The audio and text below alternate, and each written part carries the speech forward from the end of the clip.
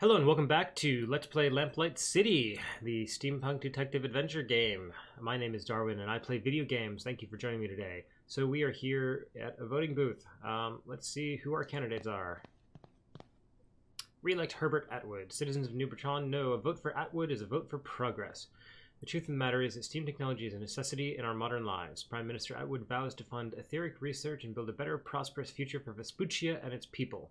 Don't be fooled by the lies and confusion of the ignorant masses. Bring Vespuccia into the future! Okay, and we have Leroy. Citizens of New Bretagne, do you want to be replaced by a machine? Have you or someone you love been injured or killed by steam tech? Is it hard to understand how anyone could fall for the ethericity lie? Then vote Hartley Roy, the man of the people. We find ourselves at a crossroads. Politicians and con artists are trying to play you for a fool. The true future of Vespuccia lies in the sweat of its workers. Don't fall for the lies and flights of fancy. Steam tech is not the solution. Hartley Roy will ensure that jobs are kept and strive to create even more of them. Keep your head out of the clouds and your feet on the ground. Vote Leroy. So, you know, me, I do believe in automation. So we are going to vote for Atwood. We'll see what kind of... Well, that's taken care of. Thankfully, the Angel isn't a polling place, so we can still have a nice quiet evening. See what kind of lasting effects that has, if any.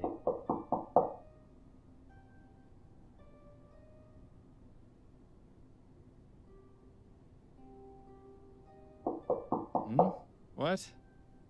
My head is pounding. Damn withdrawal. Actually, I think someone's knocking at the door. Oh, right. It's not withdrawal, dude. You've been drinking a lot. Good afternoon, miss. If you're looking for Miss Upton, I'm afraid she's not in right now. No, I've already spoken with Miss Upton. I'm looking for Mr. Miles Fordham. Oh, I see. Well, I'm Miles Fordham. What can I do for you, Miss... Mrs. Emily Morgan. I have a problem, you see. Miss Upton said you'd be able to help. I suppose you'd better come in.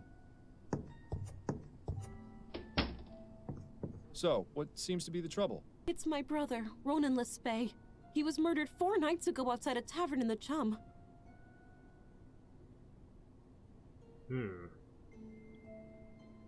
On election night? Yes, I suppose it was. Could you please tell me what happened?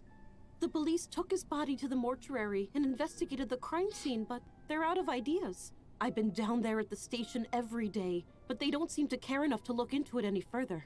All they've been able to determine was that it wasn't a robbery, and that the clothes he was wearing weren't his. My brother was a good man, Mr. Fordham. He would never have willingly gone to that part of town. I need to know why he was murdered, and I want whoever did it to pay for it. Very well, Mrs. Morgan. I'll take your case. Oh, thank you, Mr. Fordham. I just need to know where your brother was killed, and where I might be able to contact you. He was found outside the Silent Raven. It's on Alewife Avenue, on the west side of the Chum. Here, take this. It's a photo of Ronan. It might help your investigation. And if you need to speak with me, you can come to my husband's bakery. It's here in Worcester, at 15 Drummond Street. Very good. I'll begin my investigation right away. Thank you again, Mr. Fordham. You have no idea how much this means to me. We'll do what we can, ma'am.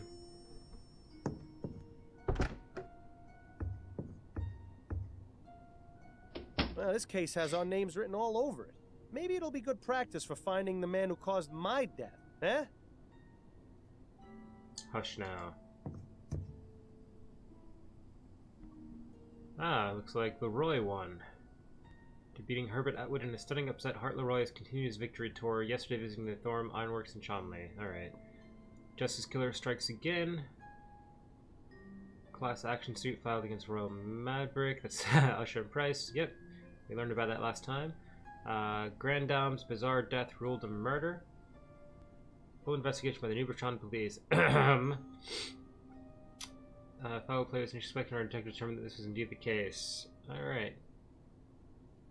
Left rag soaked in linseed oil underneath lights in bed. Yep, so they used all our information. Should have listened to your mother. You should have practiced. Mostly cookbooks. Yeah, at least you won't have to worry about starving while you're staying here. Not a very inspiring piece. Hell, I could probably paint it better. Therein lies Upton's boudoir. As a matter of respect, the less said the better, I think. A lady silhouette. Pretty sure it just means the artist wasn't talented enough to draw her for real. When I was a kid, I had silhouette portraits done of me. Some fool in a hat. I never understood the appeal of silhouette portraits. What a handsome couple. Judging by the uncanny resemblance, I'd say these are Upton's parents. Alright. It looks pretty similar to the one in your bedroom. I like the color of this one better, though. Alright, so, the good man. Ronan LeFay was found murdered in a part of town he never went to in clothes that weren't his. Was he leading a double life? What do we have? We have a photo of Ronan. Unremarkable looking man. No suspects, no documents. Alright. What do we have on the map?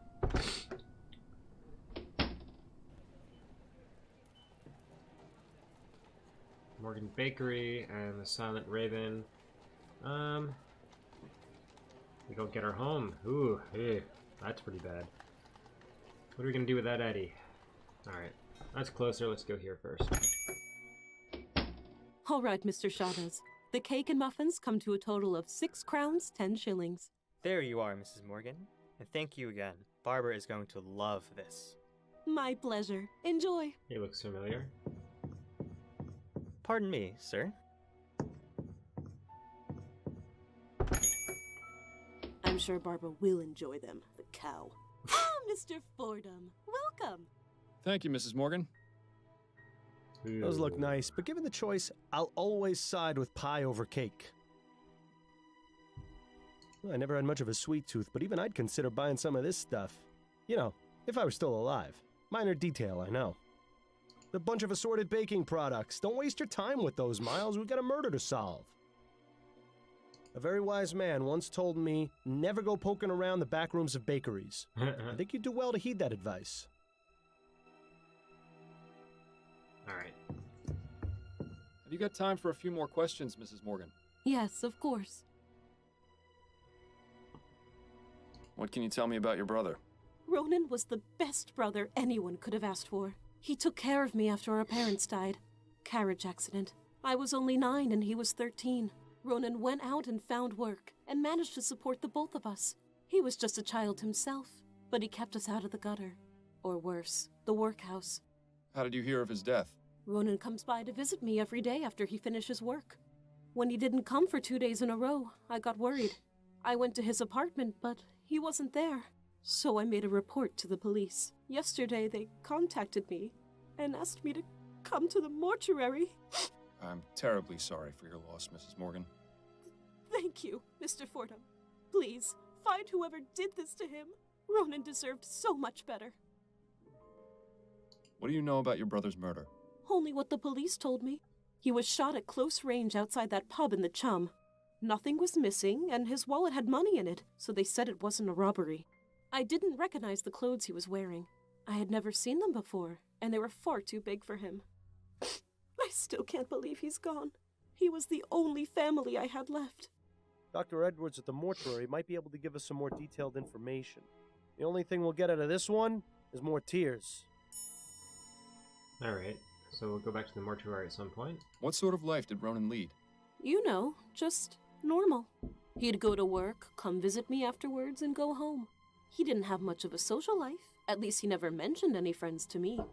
I always hoped Ronan would meet a nice girl to settle down with, but he was so shy, you know. Where did Ronan work? At the Grips Home Taxidermy shop in Gascone. I always thought it was rather macabre work, but he enjoyed it. Bit lonely, though. Alright, what about... Can you give me the address of Ronan's apartment? It's at 1172 Bushmill Street.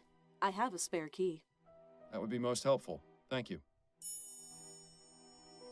Glad we stopped here first. So, this is your bakery. My husband Gerald and I have had it for almost 10 years. Is it just the two of you? Do you have any children? Alas, no. Some extra hands would be most welcome in the kitchen, but we haven't yet been blessed.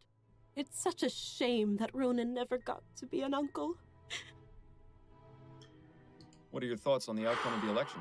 Oh, I haven't given it much thought, to be honest. It hardly seems to matter now. Yes, of course. My apologies for bringing it up. Those are all the questions I have for now. All right, Mr. Fordham. Alright, so, casebook. Go to the murder site, talk to Dr. Edwards, go to the taxidermy shop, and search his apartment. Alright, so... next spot, let's see what we got here. So, we've got the police station again, taxidermy. That's a... what the... Alright, so I think we should learn more about Ronan before we go and talk to anyone. Quite the collection of exotic items in here. Ronan appears to be a seasoned world traveler. Or at least knows someone who is. Just looking at this painting is making me feel seasick. This mask looks African. You should try it on. It'd be an improvement. This one is scarier than the other masks. Wait a moment. I think I saw something shiny in the back of the mouth. Ooh, shiny. How about that? A perfect hiding place for a key. Some kind of owl mask. The hair looks incredibly familiar. Ronan's book collection mostly consists of cheap pulp adventure novels, but this top shelf looks interesting. Secret Customs of the Orient, Exotic Fauna of Australia, Exotic Fauna of Africa, Bidgebell, Unmarked Book. Alright, I'm gonna leave this up. You guys can pause and read. Same here.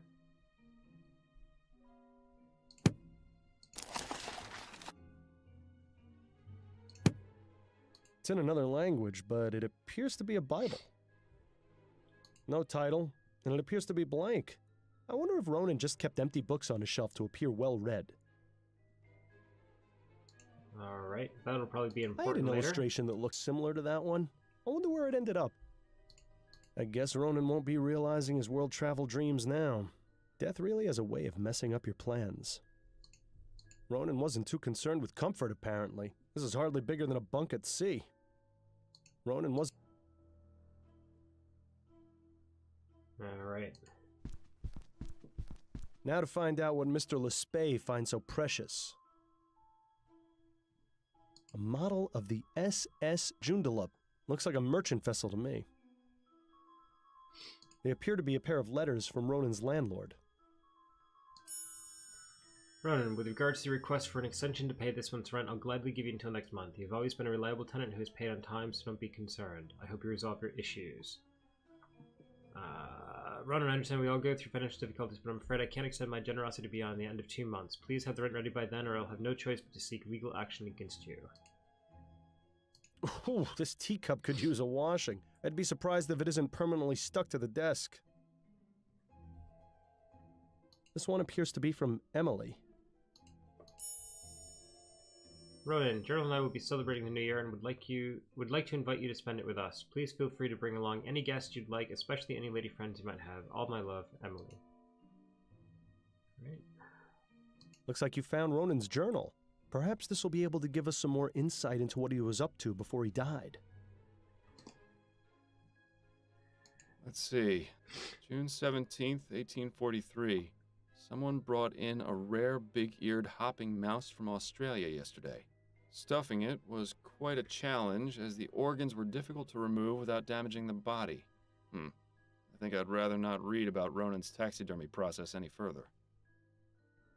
Alright. I'm willing to bet that we're going to get a specific entry we need to read at a later time. It's empty. Too bad. Ah, the sound jumping all over the place. Aha.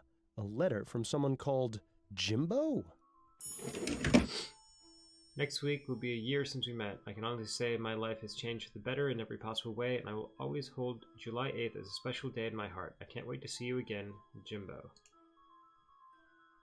Alright.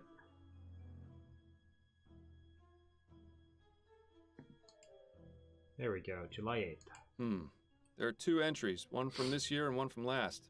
So, start with last year's. July 8th, 1843. I've decided I need to get out more, so I'm going to a club in Gascon tonight.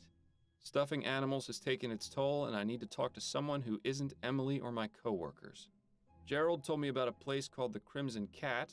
I'll try it, and if I don't enjoy myself, I'll just come home. Now for this year's entry. July 8th, 1844. Today is our 1-year anniversary. We're going to meet at the Cat again. I love him, but I wish he wasn't so attached to that place. Emily is so nosy, I worry that she might follow me and discover the truth about Jimbo. If we moved around, I wouldn't worry, but with him, it's always the Crimson Cat. I really shouldn't complain, though. What we have is something truly special. Well, it seems that our best hope of finding this Jimbo character is to visit the Crimson Cat. Looks like another tea stand over there. Alright. So, check the casebook. Find Jimbo. That's the key from the mask. We have all our documents here. Excellent. Alright, so nothing more in here. Crimson Cat again. Okay, let's go to the taxidermy shop. Find out more about where he worked. Hello, and welcome to the Gripsholm Taxidermy Shop. Please let me know if I can be of service. I wonder how many people it took to bring down this brute. There's a small button on the base.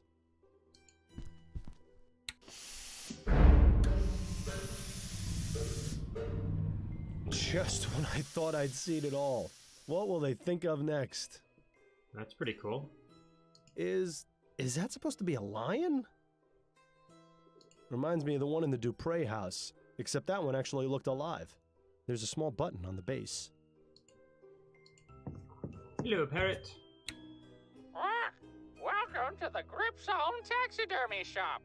Please enjoy our displays and be sure to consider us for all your taxidermy needs. Just a reminder, we stuff animals only. Oh my. Exotic dead fauna from every other continent. You never even need to leave Vespuccia. Unless you want to see him alive.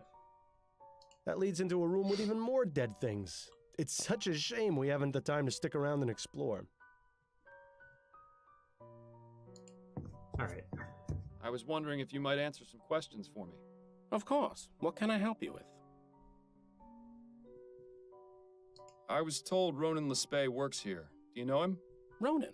Yes, of course. That is to say, I know he works here. I haven't had much interaction with him. He mostly keeps to himself. Does he have an office or workspace I might have a look at? Now, wait just a minute. Why would I let some random stranger off the street in to look at an employee's workspace? Because I'm a private investigator and I'm trying to get some information. Well, even if that is the case, I'm afraid you're out of luck. Ronan does have a workspace, but it's completely bare. He doesn't keep anything here. Were you aware that Ronan was murdered 4 nights ago? I had no idea. That's awful. What happened? That's what I'm currently trying to find out. Do you know if Ronan had any enemies? Anyone who might want to do him harm? No. As I said, I didn't speak with him much, or know much about him. But now that I think about it, I did notice a strange man waiting around outside the shop a few days ago. Tell me about this strange man you saw. At the time, I didn't think much of him, but the more I recall, the more I realize he was being very suspicious. What did he do? He just stood outside across the street, but he seemed to be focusing on the building. It was as though he was waiting for someone. Do you remember what this man looked like? I didn't get a very good look at him, but I do remember some things. He was tall and had a heavy build, like a boxer or a dock worker. He had a beard, I think, or mutton chops at the very least. And as far as I can recall, he was wearing all black. He also had on some kind of cap. I'm sorry I can't give you a better description, but that's all I was able to distinguish. My eyesight isn't very good, I'm afraid. It'll have to do. Thank you for your help. He's so bright and pale. Anything you can tell me about the shop? Plenty! This is New Bretagne's most sophisticated taxidermy shop. Unlike other taxidermists, we work with modern technology to get results they could only dream of. What does that mean exactly? Using steam tech, we are able to create the illusion of life in these beasts. Just take a look at our floor samples. The parrot and gorilla are 2 of our finest works. They really speak for themselves. Well, the parrot does at least. I think it would frighten our customers if the gorilla did too. And once ethericity is harnessed as a viable source of energy, we'll get even better results. This guy is way too excited about bringing dead things back to life. Yes, fascinating. Moving on. So how did you get this job? Oh, it isn't a terribly exciting story, I'm afraid. I just saw an ad in the Gazette for a clerk position. I never expected to learn so much about taxidermy. I'm sure he's amazing conversation at parties. Any thoughts on the recent election? I'd really rather not talk about it. I don't know how the people of this country could put someone like Hartley Roy in charge. I know what you mean. Leroy may be a champion of the common man, but Atwood's vision for the future is more important right now. I couldn't agree more. Leroy wants to forsake all the technological advances of the last decade and take us back to the Dark Ages. Next thing you know, he'll be bringing slavery back. I doubt he'd go to such extremes. Perhaps we should drop the subject. I get a bit passionate when it comes to these sorts of things. Thank you for your help. I'm here to serve. Alright. So we need to speak to Dr. Edwards and find Jimbo. We have a description of the strange man.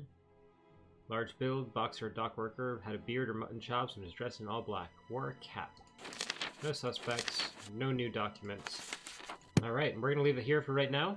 Thank you very much for watching. If you liked it, please give it a thumbs up, like the video, subscribe to the channel, spread the word. My name is Darwin, and I will see you on the flip side.